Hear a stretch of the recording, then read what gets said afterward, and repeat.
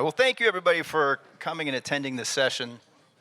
This is about networking, prospecting, and meeting new sponsors. And it's one of the most important topics in racing because you need sponsors to race or you need a lot of money to race. And so today we're going to go over quite a few things, but I'd like to know who's in the audience. So first, if you are a racer, raise your hand. I'd say 50%, okay. If you're a marketing director, raise your hand. Quick, everybody, look, who are they? Ready? No. You're very brave. There are more of you raise your hands than I thought would. And I saw a couple over there that didn't, so it usually happens, right? How many of you have attended one of our seminars or educational sessions on sponsorship before? Just a few of you, okay, good. So I'm gonna start from the beginning then, because it seems like about 80% have not.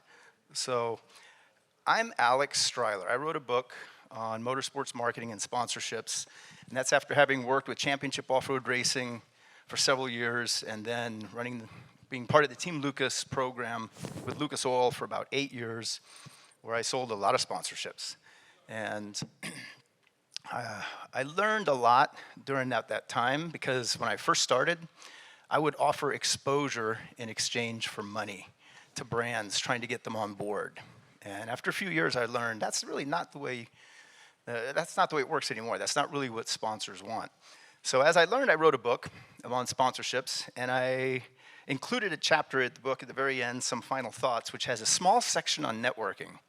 And I have to say that small section on networking was not enough, because it is a huge topic that I've heard many times. How do I meet sponsors? How do I network? How do I get to know them? How do I get them to know me?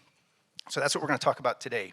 We're going to talk about one paragraph from chapter 15 of the book. But as a special prize, I did take the 300-page book that I wrote and I abbreviated it to a 95-page ebook, which is free. If you want it, you can download it.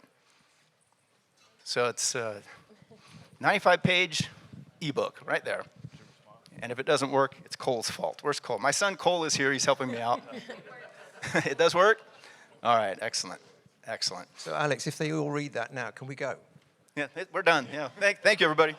I have a signed copy of Alex's book at my house. I'll auction off if we start with the highest bidder here. Thank you for that, Jacob. Now, for those of you who want one copy or a physical copy, usually I bring a bunch. I didn't have any. I had 10 copies left. So I did bring those. Cole has them. There are 10 copies of the book. I put a business card and we signed them. My son is over there at the end. You can get them from Cole later or at any point. But that's not what this is about. So this is about networking. And one of the things that I learned during COVID is networking leads to meeting sponsors, and sponsors also want racers to know what sponsors want. It's not just racers wanting to meet sponsors, it's sponsors wanting to educate racers how to approach them and how to create value for them and how to be a good brand ambassador for them. So I started hosting sponsorship summits. I've done several so far. We have another one on January 13th. The Motorsport Sponsorship Summit. It's all virtual, so you can call in and from anywhere and attend and listen to all the different topics. And we have many different speakers at the sponsorship summits, and they're all sponsorship decision makers. Today we have 5 of those people on stage. We have Julian Gill from iBox Springs, Jackie Donahue from Niterra, which is NGK, Eric Siebold, ITW Permatex, Chris Dickerson from Horizon Hobby, you guys all know low CRC cars, and Jacob Brown, K1 Race Gear. And I thank you all for being here with us today. So we're going to just jump right into it. But I get asked a lot, and some of the most common questions post-summits and post-seminars are simple questions. And these are the questions we're going to answer today. So I'm just going to leave them on the stage. And panelists can jump in at any time. I'll prompt to get started. But the big thing is how do I first find out who makes the sponsorship decision? That's the important part. Because you're walking around the trade show here today, you're walking all over PRI, and you meet someone with the title marketing on a business card, and you want to hand them a deck or a proposal or marketing material. And often that's not the right person. You're pitching to the wrong person. You're wasting your time. You need to find the person who runs the sponsorship program and who makes those decisions. So we're going to talk about how to learn who that person is.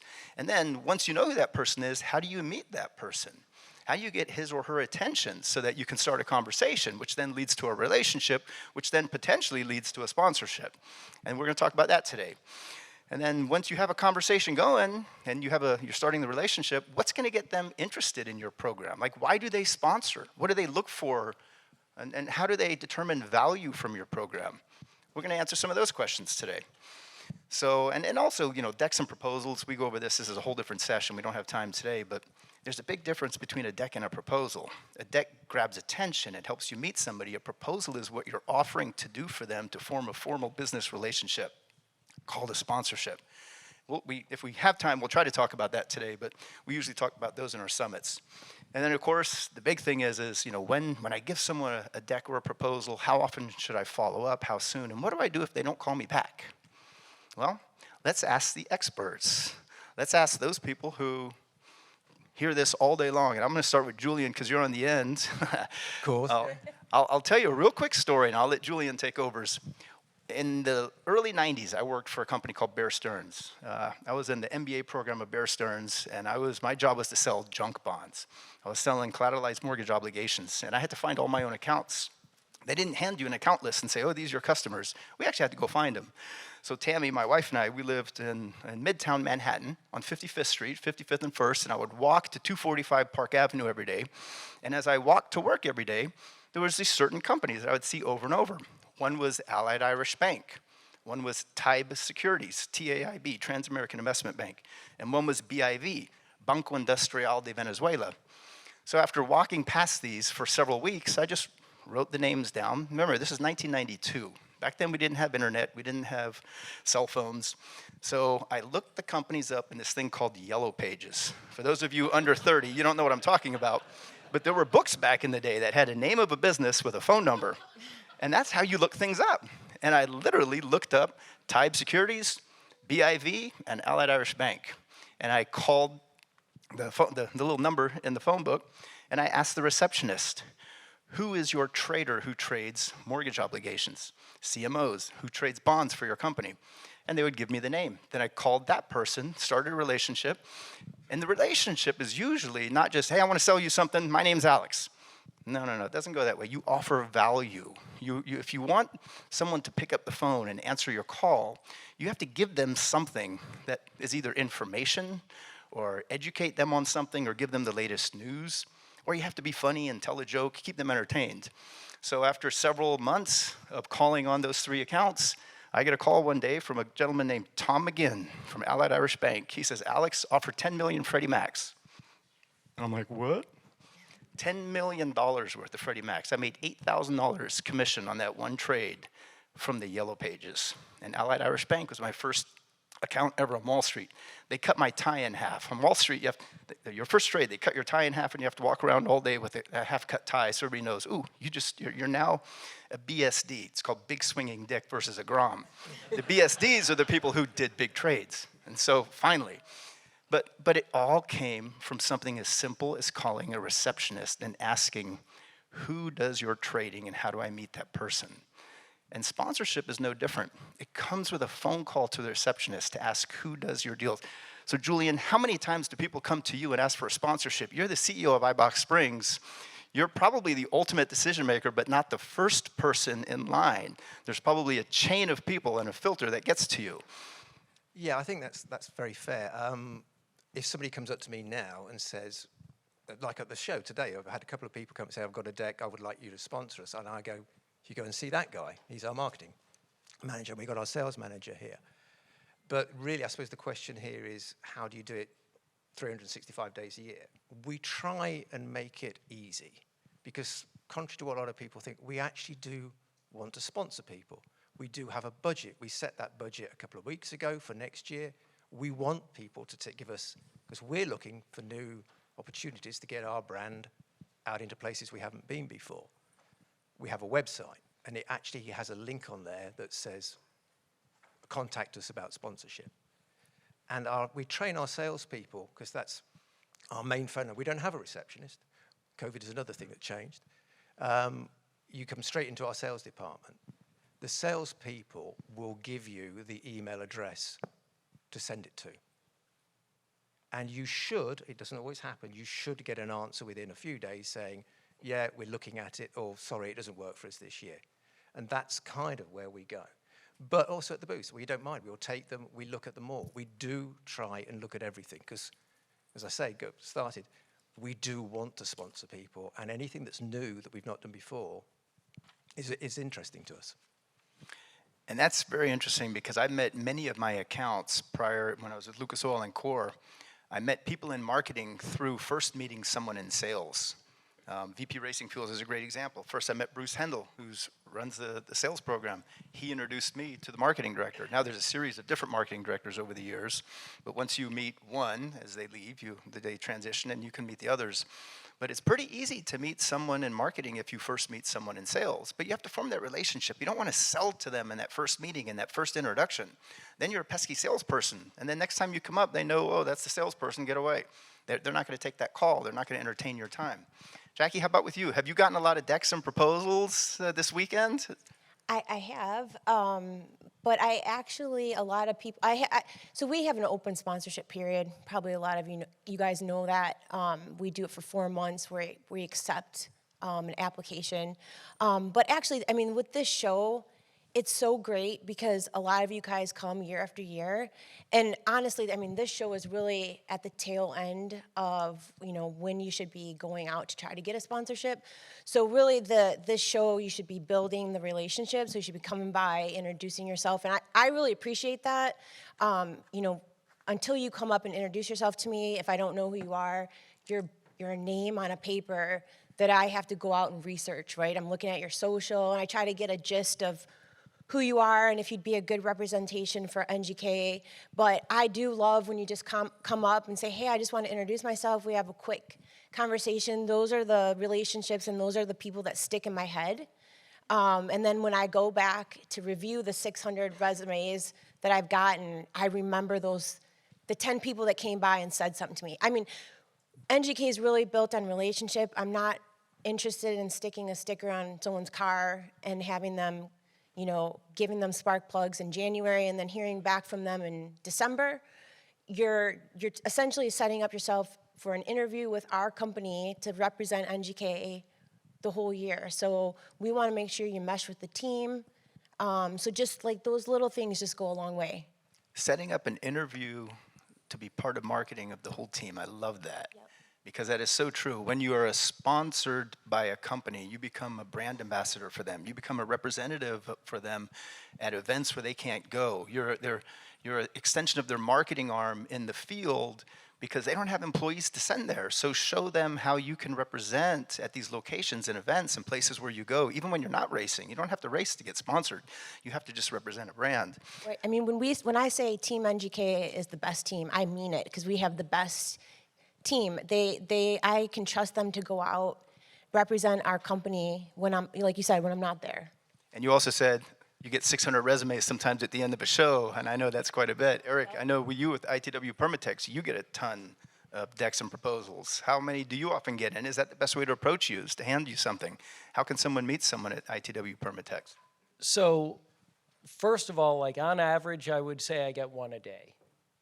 And that means I might not have one in my email today, but maybe I'll have 2 or 3 tomorrow. But really, one a day. And I email those who work with me know that like email's the worst way to get in touch with me. I'm buried in emails all the time. So I really look for that relationship piece where people have done a little more homework. Maybe they're shooting me a LinkedIn direct message.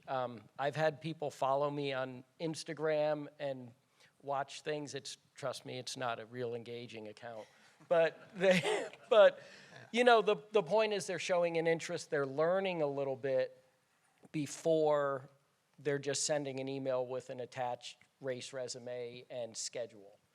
Those are the things I probably care about the least. I think I kind of echo back a little more to some of the action sports days where it's really a big ecosystem and community, and I like to work with people that I have a relationship with and people I want to work with. So while it is a business relationship, you want to work with people you like and you know a little bit about them, they know a little bit about you,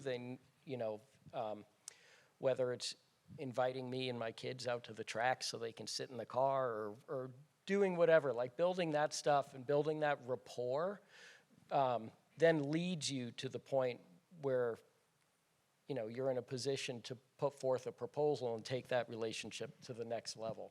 Right on. And that, can everybody hear this, the panelists? Are they holding the microphone? Yes? Okay, good. Hard to tell if the mics are all tuned up. Like, Chris, you're a relatively endemic and non-endemic brand. You're RC, I think the largest RC car company in the United States. So you're now coming into racing and doing a lot more with racing, Horizon Hobbyists. Thank you for that, by the way. We need non-endemics in the industry. Can't keep selling to the same brands over and over. We need more new brands. Thank you. What is the best way for someone to approach one of your brand managers? And how many brands do you have? Well, that are related to this, we have, I think, 16 brands, but we make model airplanes and boats and a lot of things that don't really apply to this audience. But we have 3 main brands that apply here. You mentioned Losi. There's probably people in this room that got their start and their initial passion for racing with the Losi brand. Jacob mentioned earlier he had a Losi mini slider when he turned 16. So, you know, we see a lot of this, that people kind of get that initial passion maybe when they're really young. And end up in this room today or in racing. So really Losi on the racing side, the motorsports side is our primary brand. And then kind of in the off-road side, we have a brand called Axial that really competes there. So, and yeah, we're a little different. For us, you know, we are largely non-endemic. There's nothing that we make that you're going to put on your car to make you want to race. But what you do is you help us reach a larger audience that probably has this passion for racing and just wants to live it. Maybe they don't have the skill, the talent, the money to actually race, but they want to be a part of it. And that's where we really see the bridge there, and that's where it comes into relationships. We have a lot of, again, Alex, we met over a decade ago because you were with Lucas Oil, and that's a brand that we were partnering with to reach people into off-road racing. You mentioned Bruce from VP. They're one of our closest partners. They actually make race fuel for RC cars, so we bridge over there. So for us, it's a little different. We're really looking for someone that can help us really represent a common theme. You're representing our company. We're about family values, so it's great. If you want to be the bad boy or the bad girl or the kick-ass dude, that's great. You're probably not right for us. I could talk to you and tell you who to go talk to, but it's probably not us. If you're about family values and getting out and being part of a community, you know, that's where we live. That's what we look for. And yeah, we have marketing managers who manage this. They manage licensing and motorsports. If you send me a deck, I probably won't even open it. I'll probably forward it onto them because I'm going to look to his guidance before I even think about it. And then Jacob, you have a product that every racer in this audience needs. Many products. Yeah, no, and you know, I say looking out here, good crowd. I see a lot of people in the crowd too that I know wear my product. You know, a lot of sprint car drivers, some late model guys. So my product's a unique product. You know, obviously we have components and spark plugs and everything that the car needs, but my product kind of serves a dual purpose, right? It's a safety component. You have to have a fire suit for safety reasons, but also it's a big marketing tool. Arguably outside of the car, the biggest marketing tool. So in order for that, you need to put value into, you know, I'm looking for value in who could push my brand, but I'm also looking for people who can push value back to us. And to kind of, I guess, cap what everybody said about the family side of it, which is true. I'm looking for people who, you know, I would take, you know, and I'll use an example about a guy this year, you know, new sponsorship deal, gave him stuff. He was great, thank you. Didn't hear anything from him again until it was time he needed more stuff. And that's not who, I would rather not have that. I would rather have people who are going to go out and push my product, who I can trust at events to say, hey, call the guys at K1 and stuff like that, and be personable. You know, if I get tons and tons and tons of emails, and most of the time I have my sales guys filter out, you know, requests. They don't come directly to my email. Some people in here have my email, but a lot of times they go, you know, they get routed to me, and if it just says, dear potential sponsor, or dear sir, take the time. The biggest thing for me, take the time, you know, find out who you need to talk to. If you're going to be asking me for money or product or whatever, take the time to know who I am or who we are, personalize it. That goes further for me than a lot of things. So it's just that personal factor means a lot. Then we'll stay with you for a second, Jacob. You also mentioned value. They need to know how to provide value for you. How can a racer show to you that they can create value if they don't know you yet? They want to meet you. They want to show you that they can create value. What value are you looking for? And what can a racer do to show you that they can provide that value? And we're going to go down the row. So Yeah, we'll just so go we'll back start other the direction. wave. Start a back wave. down. So yeah, I mean, for me, you know, I'm in a unique role. I manage a lot of sales, manage a lot of the marketing, manage a lot of the motorsports program. So, you know, for me on a sales standpoint, I want to sell as many seats as I can, right? But as part of selling, you also have to have that marketing aspect and get product out there to push it. And so for the value that I really look for is somebody can come up and say, I'll buy, if you give me 2 suits, I'll sell you 20. Well, everybody says that, right? You know, and that's PRI is a big thing. Hey, man, if you sponsor me a suit, I'll buy 7, you know, later through the year. But I want that free one first. They get the free one, you never see anymore, right? So the value that we see is the people who really, and I've been thinking of Brian Brown. Now Brian's not in here. There's some sprint car guys in here. Brian is arguably the best guy to give value back. When Brian came to us, he was with a longtime suit partner. Came to us. It was he was like, hey, he was breaking a relationship, but he said, hey, I can bring you value. Brian is hands down brings me 20, 30 fold a year of what I give him in value through fellow drivers, through dealers, through his sponsors, a lot of B2B connections, B2C connections. And so value is not always a return on, hey, I'm going to sell a suit to Alex, and then Alex's buddy's going to buy my suit. It's not always that. It's making sure how you conduct yourself and putting the best foot forward, you know, for my brand and how, you know, you're going to return that to me. That makes sense. Chris, value for Horizon. Yeah, I think a lot of it for us is about reaching a larger audience, a different audience than what our core marketing reaches. So a lot of it now, social media. So if you have a great social media following, if you're active, if you're looking, again, in a relationship, are you promoting Horizon as much as you're promoting yourself when the crossover is there? The partners that we have long relationships with, you know, it's great. You know, we've worked with Juan Pablo Montoya for 20 years. He's a jet pilot. And I always love, and again, he could buy any RC product he wants, but it's great when we have a new product launch and we see him share it to his, you know, large international audience, for example. And he's been doing that for a decade. And you know, because he truly is passionate about it, he gets excited, kind of geeks out when we have something cool for him. And so when it's authentic, and I think it's reaching an audience that we don't maybe reach with some of our normal marketing, that's where we see a lot of value for Horizon. Reaching an audience that we don't reach with our normal marketing. There you go. You want to attract a sponsor? Find a way to market to the people that they are not currently marketing to who could be customers.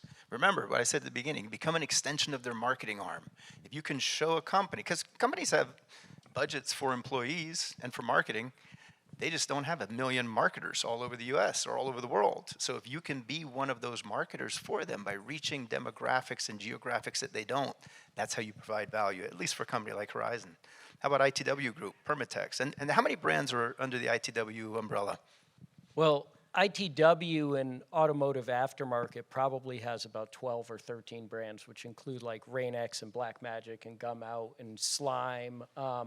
At Permatex, we have Permatex, Fast Orange, Spray 9 degreasers, and a lesser known Versachem, which you can find at O'Reilly on the shelf, which is a lot of exhaust products and also some silicones. And but for us, value, you know, it's interesting. We're in a unique position, which I enjoy, where we have an absurdly high amount of market share in this space. So if you want to buy a thread locker or an anti-seize or a silicone gasket maker,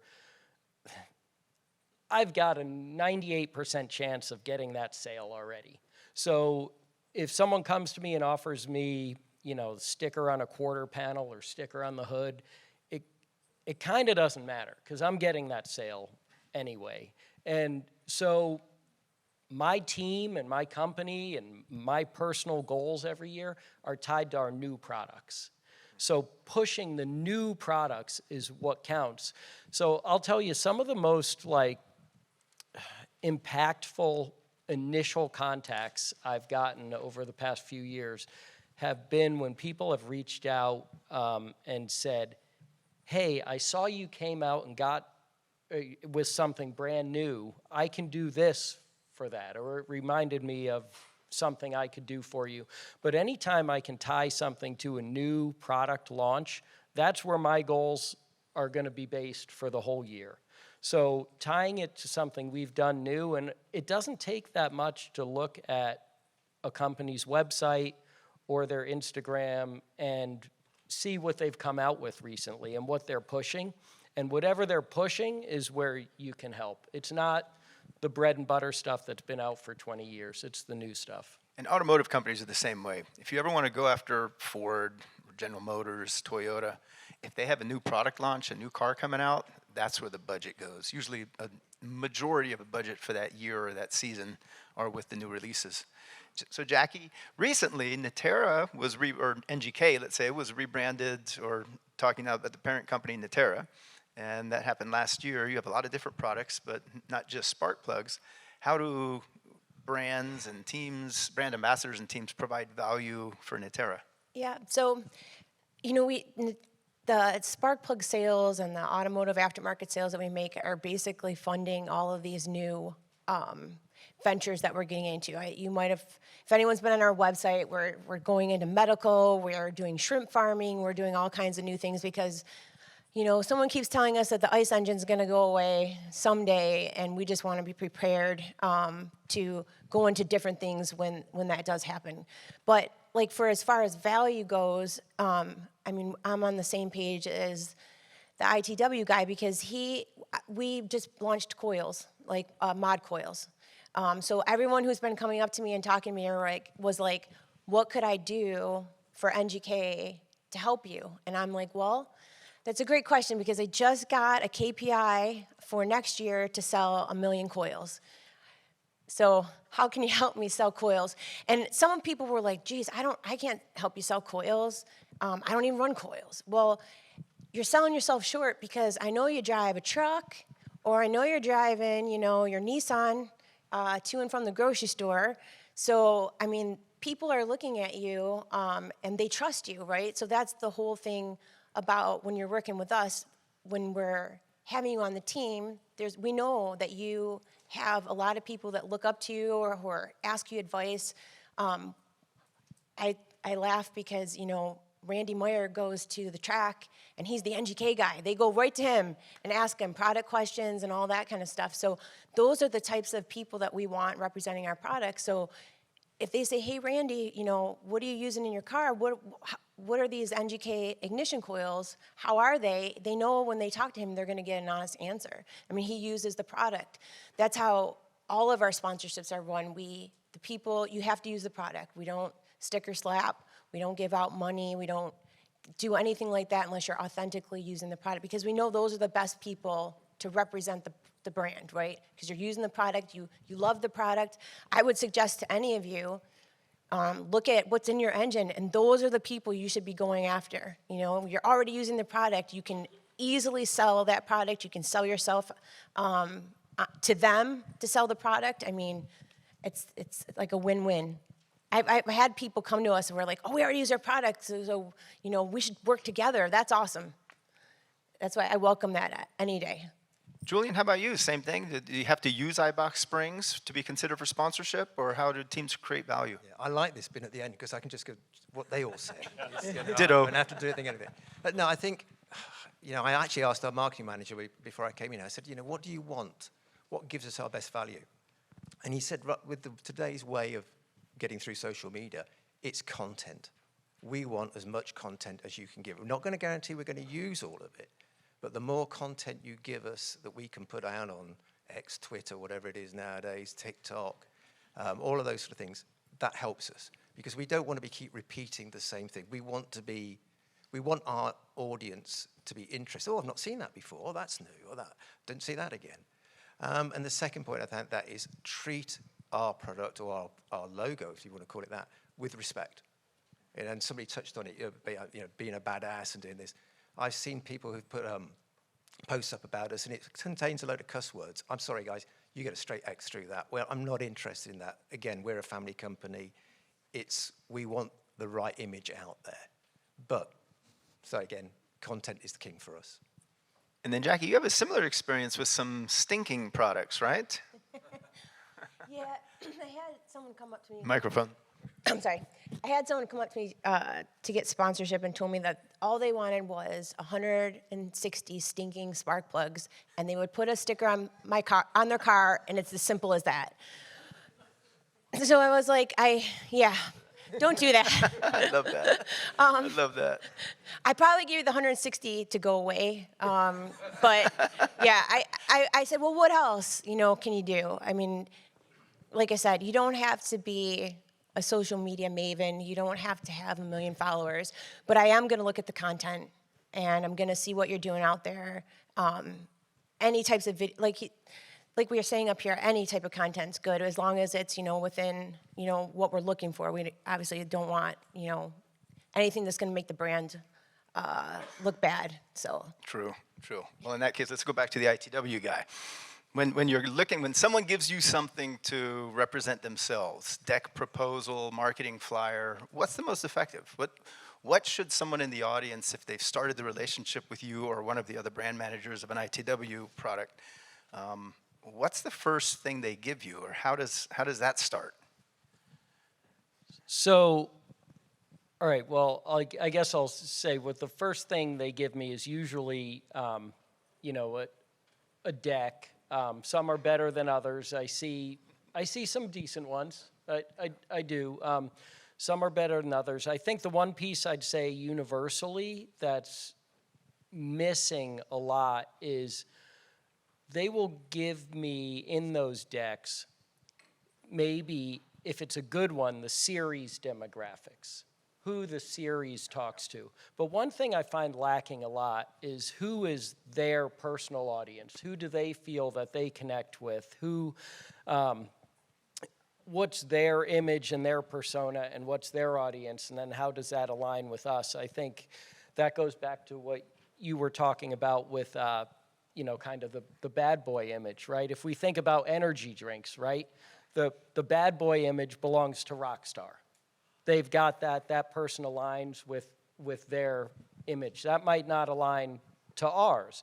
But, and then secondly, is I do look for a unique persona, something that's unique. Is this person presenting themselves as a cowboy, as an outdoorsman? Is it a young female in racing? Like something that's just a little more unique than just kind of the car and the race schedule, which I see a lot. It makes sense because you're right. I see it all the time too. Is a lot of decks are prepared with series demographics, and it could be because that's easy demographics to get. Sometimes we don't know what our personal demographic is, but if you are from a certain culture or race or geographical area, that's probably a pretty good idea of what your reach is. Chris, if someone wanted to offer value to Horizon with all the different brands, how do I know if I should approach, let's say, Losi versus another brand because of who I am? I'm a 58-year-old white male who lives in San Diego. I'm going to be sponsored by Horizon Hobby. Is there any chance in hell? And if so, how do I know what brand to go after? Right. Then We're probably going to push you to model airplanes, first of all. There we go. And you're about 10 years away from model trains. Yeah. So, just kidding. Well, not really kidding, but I cannot fly a model plane at all. It's so true. I would say we run our motorsports program and our licensing together through the same team because, again, it really is, and what you're hearing here is, we care really more about you and your personal brand and you as your personal person and the people you surround yourself with, at least for us, more than your wins. And your ability, again, to help us extend our reach to the right people. So we run all of our motorsports programs through the same team so that we can get people, you know, to the right person. And again, just like you were saying with Rockstar, you know, versus the other energy drinks, it's the same way across all brands, you know, that we align with. So yeah, we just run it all through the same people so that it stays consistent. I'm going to tell a little story here because he's not wrong when he said I'm way away from flying planes and helicopters. Chris and I were maybe a decade ago in a giant room at the Lucas Oil Estate, and Horizon had these new, really cool, very small helicopters that he was showing us. And Chris flew it up, and there was an air duct that was sucking air out that was more powerful than the engine on the helicopter. and Chris was very carefully, you know, the helicopter kept hovering and hovering right there, and was like, all right, Chris, it's time to return it. And I could tell by the look on his face something was going wrong, and I'm like, what's going on? Why don't you return the helicopter? He's like, it's getting sucked up into the air duct. So he's very good at navigating RC vehicles. I can't control him at all. How about Jacob? Value. Yeah, and I don't even know how I follow up the model trains, but no, the biggest thing to kind of cap the value for me, you know, every racer, you know, like we're talking with like Permatex, every racer needs a suit, whether it's a 2-layer SF55, single layer, something like that. Most everybody is going to do a suit, and so for somebody to be able to show me, you know, I don't want a bad boy persona. I would take, I mean, we have Kyle Larson, right? Kyle's very good for us, very good brand ambassador, you know, pretty good behind the wheel of a race car. Kyle's great to have. But I would rather have people who I know will go to the racetrack, and Kyle does this too, but I would rather have the people who may not win a race a year. You know, they may not win a race 2 years. But what they do is they go and they push the brand and they tell people about it. And really, they're excited about it, and really want to make sure that they are holding up their end of the bargain, right? You know, to kind of cap back to the driver that I gave product to this year, gave it to him, you know, didn't hear back from him until it was time you need a product again, right? That, you know, to me, won races, did well, but that, I got nothing else from it. So those guys who are actively, you know, what can I do, you know, and touch Brian Brown again, Brian's always, what can I do for you guys? How can I continue? You help me. How can I continue to help you and drive the value? You help me, you know, I'll pat your back, you pat mine. You know, how can we push our brands together so we both succeed? It's not about what the racer needs. It's about the sponsor and the brand needs. So let's get to some real basics real quick, and we can go down the road real fast. When's a good time of year to approach? Like, what's your fiscal year? When do you make marketing sponsorship decisions? When do you make, how long does it take? When should I follow up after I send you something? We'll start with Jacob, and we'll go backwards back to Julian. Yeah, no, and Julian was I talking. think we have different fiscal years here. I'm pretty sure. Yeah, and Safety Gear is a very seasonal company. PRI is the biggest event we do year round. We were talking before we came up on stage how, you know, I'll do, you know, PRI is great for us because I can measure people, get hands on.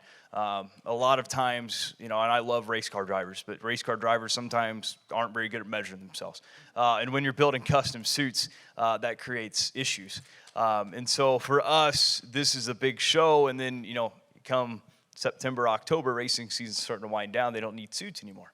And so for us, I set my marketing budget. Usually I start September 1. September 1. And that's where I start looking, because at that point, you know. Is it too late right now? It's already December? No, it's not too late. You know, but most of the time, everything's starting to dwindle. You know, PRI, if you're handing me a marketing proposal for 2024 at PRI, there's a good chance there's not a whole lot that I'm going to be able to do, just because we're already with me, you know, we're already rolling. I start 2024 September 1, typically. Fiscally, as a business, it's not, but as from a marketing standpoint, you know, I'm already setting those budgets, those marketing dollars to allocate. That's good to and know. have most of them before then. Chris?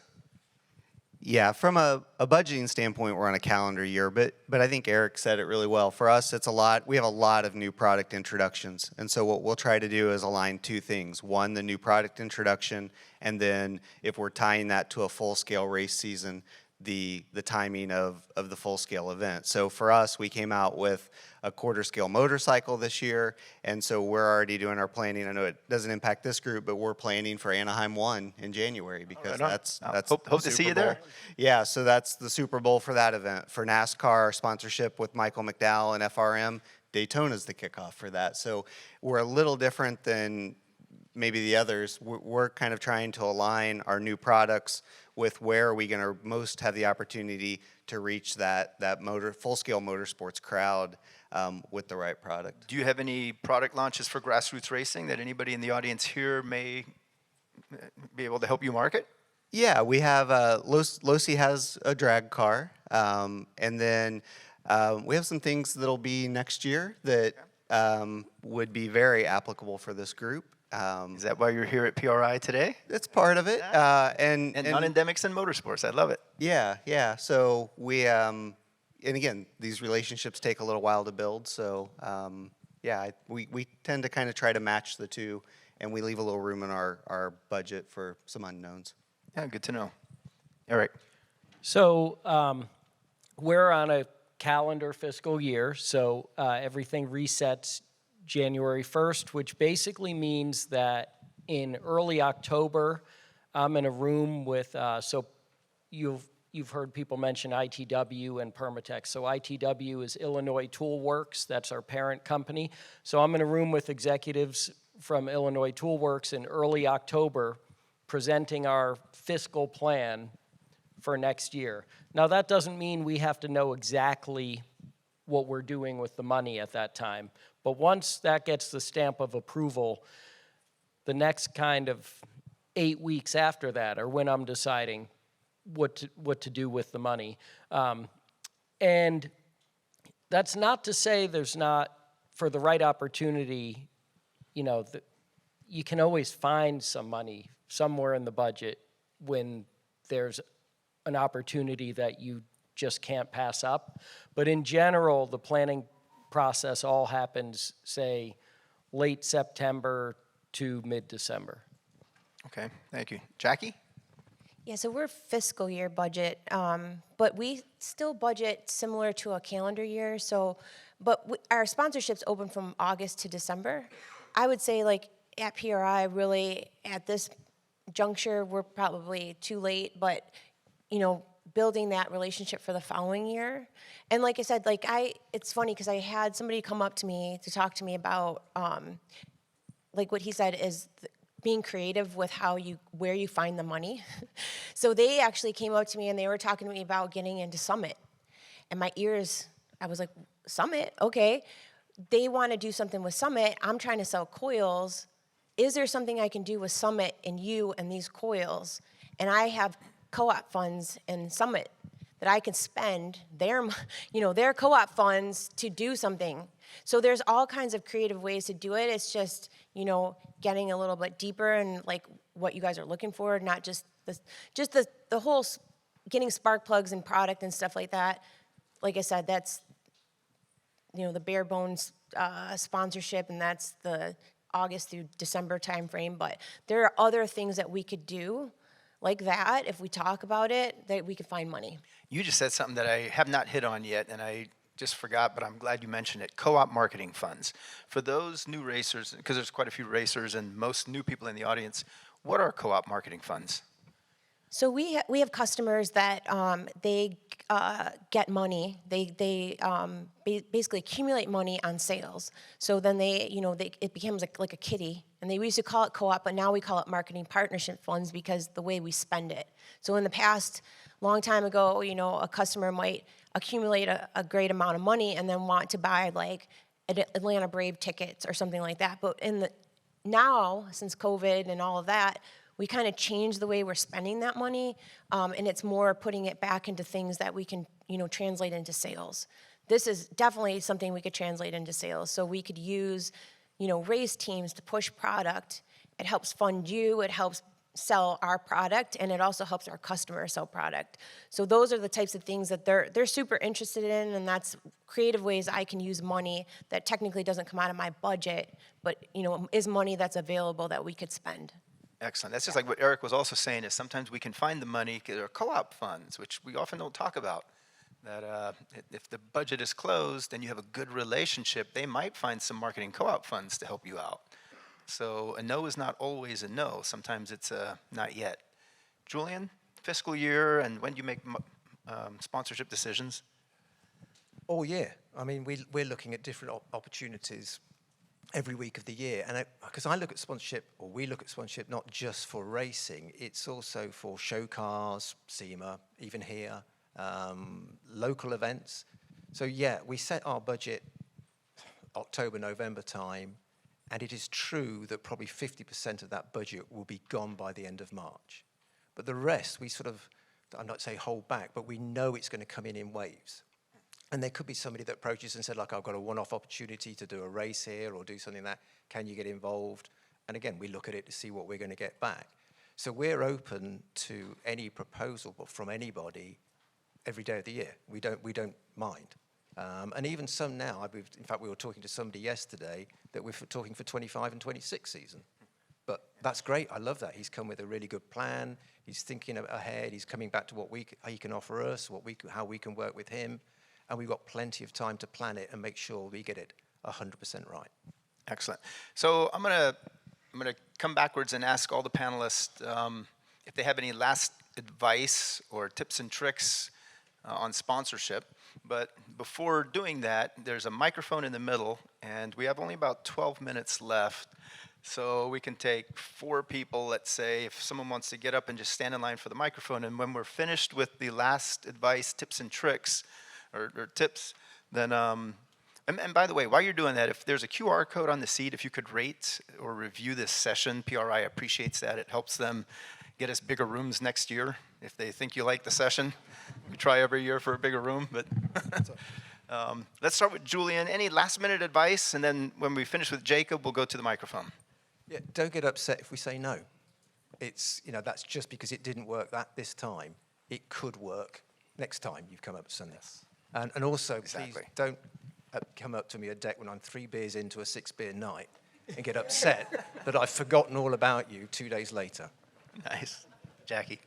Oh, he took what I was going to say. I was say, yeah, don't get discouraged because, you might get 4 no's and you'll finally get a yes. You never want to burn a bridge. You always want to, just, keep the relationship. If it's a no this year, they couldn't, we can't manage it, but it could be a yes next year. And so I really appreciate, not no negativity, the more that you're nice to me, the more we want to reciprocate that kindness, and I remembered it. So, Excellent. Go ahead. Eric. This one's going to be a little different, but I'd say also think local. You all live in communities. You're all part of communities that are getting, the businesses in those communities are getting hit up every day by the local high school and the newspaper and the radio station, and you offer something really unique and really different, and it's not necessarily that unique to me. I get a proposal a day, but the business down the road from you offer something really unique to. So don't drive past 100 businesses every day and go, man, if I could just get sponsored. Like, you might be looking in the wrong places. It's like when I walked down Park Avenue, and literally my very first trade was from the Yellow Pages when I saw the bank on the side of the road.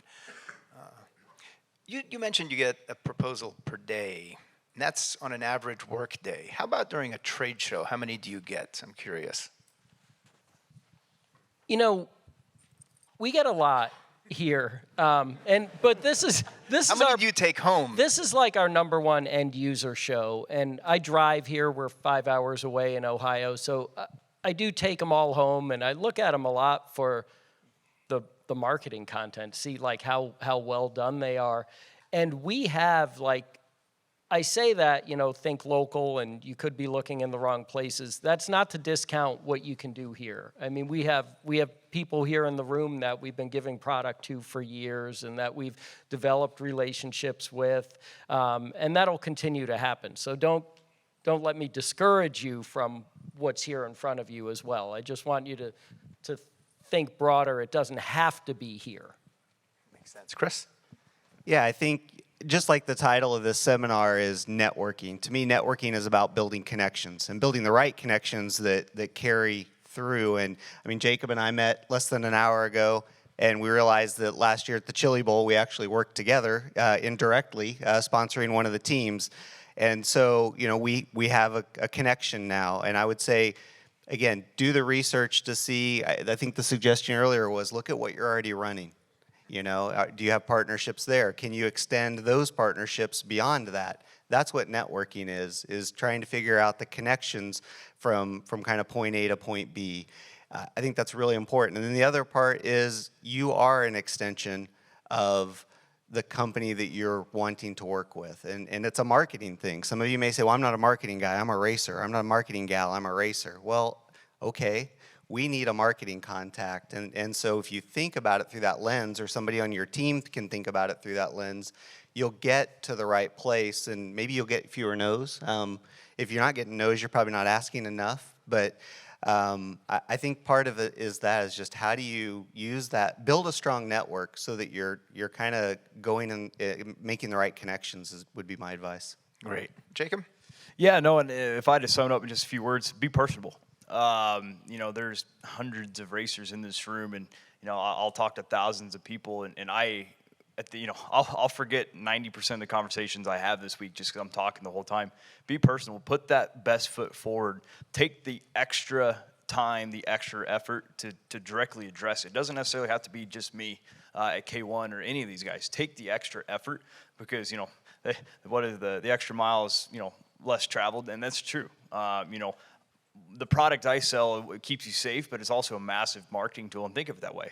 And so I would say, go the extra mile. What can you do to really make yourself stand out? You know, we get all of us, you know, like, you know, I'll take home a ton of marketing proposals, and I go through them, I look, and some of those dudes, you know, become into fruition. But what can you do to set yourself apart and be personable and create that, you know, family vibe kind of that we've all, you know, touched on?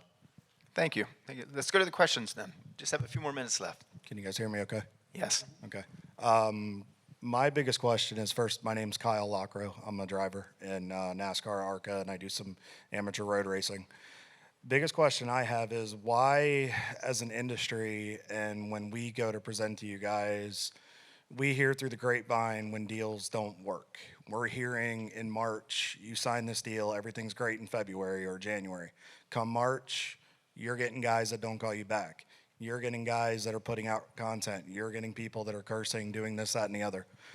Why are we defining the definition of insanity at the end of the year when you get fresh people that come in, present something to you, you ask us what you want, you know, what you want us to do to be different, but then come October, November, December, you re-sign with the same people every year who disappoint you and continue to do it instead of a fresh approach. Why do we continue to do this, but then we're noticing a trend of companies that are exiting motorsports because they all think we're all the same when we're really not, because they got burned by one team or person? So you're feeling frustrated, probably didn't get a call back, is what I'm assuming. It's just a trend I'm noticing over the last, especially since COVID. I've heard a lot of this through the grapevine, through the garage areas.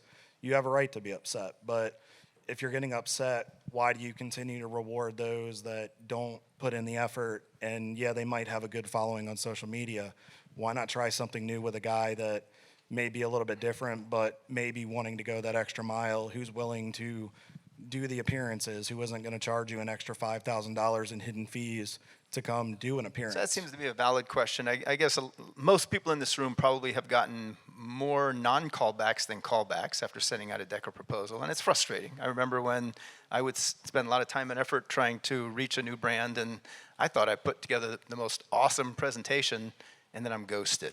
And you take it very personal. Does that ever happen? I mean, Anybody jump when on I that? started at NGK, we had a lot of people who fit that description that you were talking about, and when we weeded those people out, I got called a ton of bad words. But I feel like now, you know, sometimes you take a chance on somebody, it doesn't work out. We're pretty good at like, okay, if you're, you know, we give you a chance and you're not producing what we need you to do, we're probably not sponsoring you next year. So yeah, some of it's just like I said, you take a chance.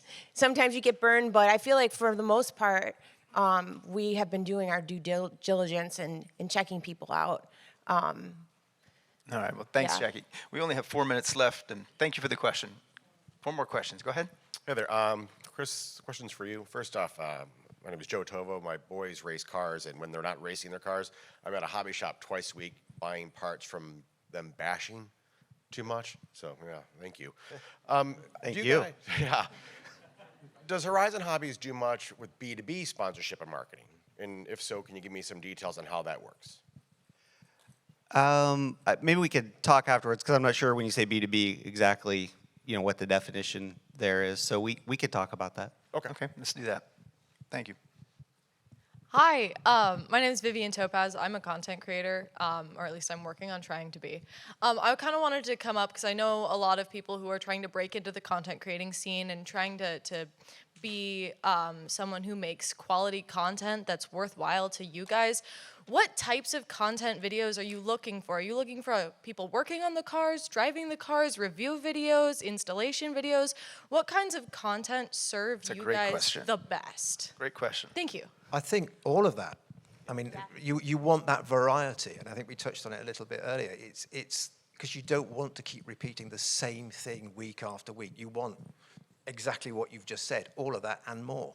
Okay. Anything that you can give. Gotcha. Yeah. And as a smaller creator, how can us smaller creators who don't have those millions of followers but do have a very loyal fan base, how can we get access to larger companies like you guys? I can help you with that one. Tomorrow at 10 a.m., we're going to have an entire session on that, on taking your social media content and spreading it virally, even if you have no followers. So if someone wants to answer real quick, but we have an entire session tomorrow at 10. Yeah, Wonderful. but also a forum like PRI or the show is the Right. perfect place to come and see us. Because even if we haven't got the marketing manager or a marketing team there, make sure that we've got your contact, and you make sure you've got their contact at our company, and you follow up with us if you don't hear. Because again, we're not all perfect. We don't always follow up on everything, and don't Right. be frightened of just hey, my name is, I left you this. Can I have a conversation? Yeah, you might even offer to do something small to Right. try it out. Hey, I'll do something really quick, a 1 minute, 30-second video for you and see how you like it and see what kind of views or whatever are on the video. Yeah, and the thing I'd add too is so we probably all of us have someone on the team who's running our social media and paying attention to our social media and working, right? We have a digital marketing specialist that's doing that. If you want to get our attention, just start tagging us. Someone's gonna come into my office and be like, hey, do you know this person? They're tagging us. They tagged us 4 times this week. What's going on here?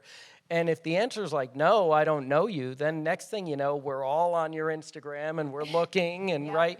And so that's a good way to get some attention. And then just another thing I would say is, and this is kind of personal advice, me to you, don't be worried so much about the quality content.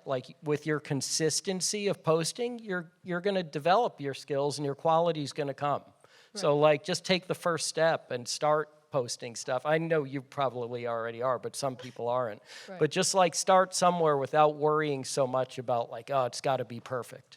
That's a great question. Thank you so much. And Thank we you will go guys so more in much. detail tomorrow at 10. Hello, my name's Sean McAuliffe. I'm a driver.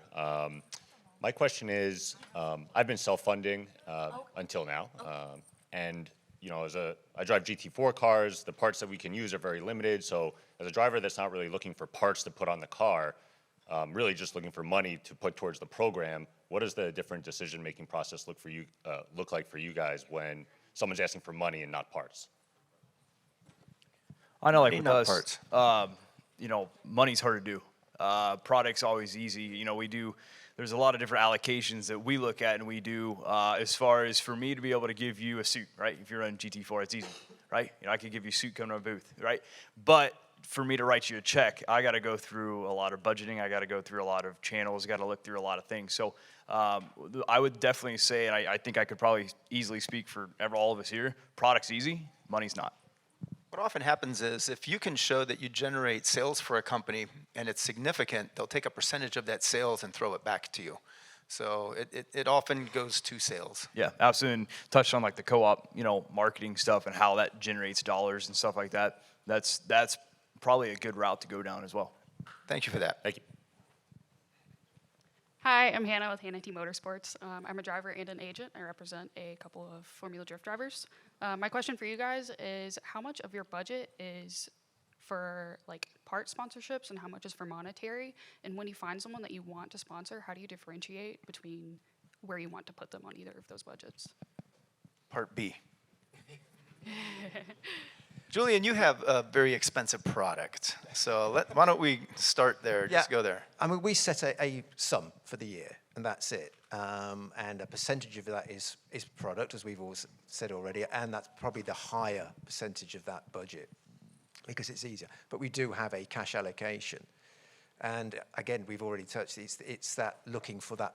With the cash, you really have to dig into it. Am I going to get value for this?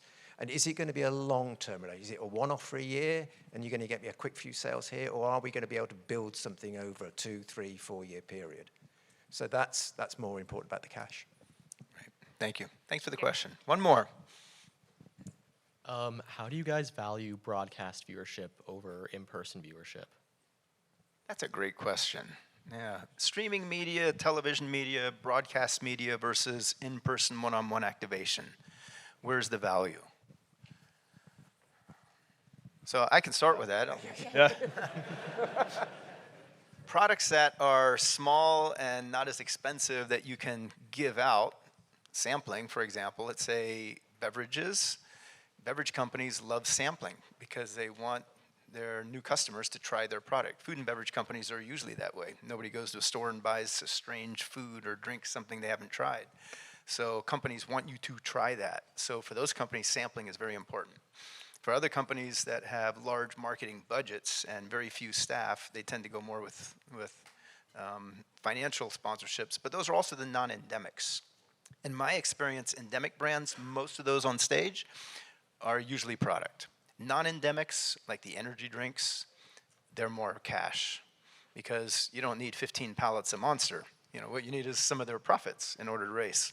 But if any of the panelists want to answer, it looks like Jacob. Yeah, so as far as streaming, like for me, I'm a very, very niche product, right? Like my wife, she doesn't need a race suit, which is good. But so I try to capture that niche market, right? Race car drivers. If I was going to spend money on ads for a football game, that's not going to do me a thing. But like with Flow Racing and Dirt Vision and all these streaming services now, you see, IMSA, there's a ton of them. That's for me because most of that viewership, or at least a good part of it, is going to be racers that I want to target and what I want to look at. So that's important for me for streaming, but also in person. You go, say, the Knoxville Nationals. Knoxville National is a good event for us because there's a ton of fans there, but there's also a ton of drivers. So with me having a really niche product, unless you're a race car driver, you don't need my product. I really have to be careful where I pinpoint and spend those marketing dollars. Thank you. Well, I want to thank everybody for attending, and I want to thank my panelists. We will have a summit on January 13th.